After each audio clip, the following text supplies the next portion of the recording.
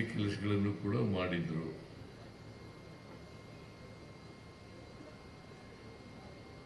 ಆದರೂ ಸೋತರು ಅಂತಕ್ಕಂಥದ್ದೇ ಬಹಳ ನೋವಿನ ಸಂಗತಿ ಅಂತಕ್ಕಂಥ ಮಾತುಗಳನ್ನ ಹೇಳಲಿಕ್ಕೆ ಬಯಸ್ತಾ ಇದ್ದಾರೆ. ಅವರು ಸೋಲ್ಬಾರ್ದಾಗಿತ್ತು ಅಲ್ವಾ? ಆದರೂ ಅವ್ರ ಕ್ಷೇತ್ರದ ಜನ ಸೋಲಿಸಿದ್ದಾರೆ.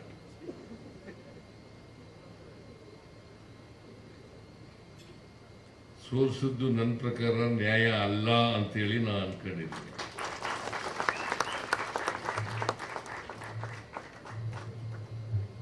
ಯಾಕಂತಂದ್ರೆ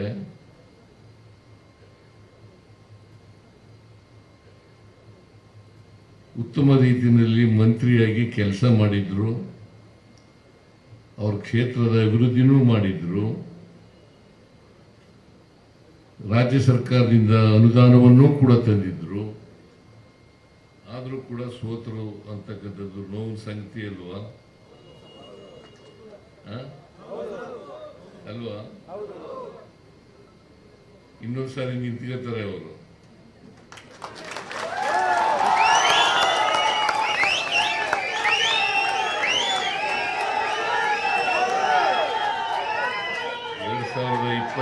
ಗೆ ಮತ್ತೆ ಅಭ್ಯರ್ಥಿ ಆಗ್ತಾರೆ.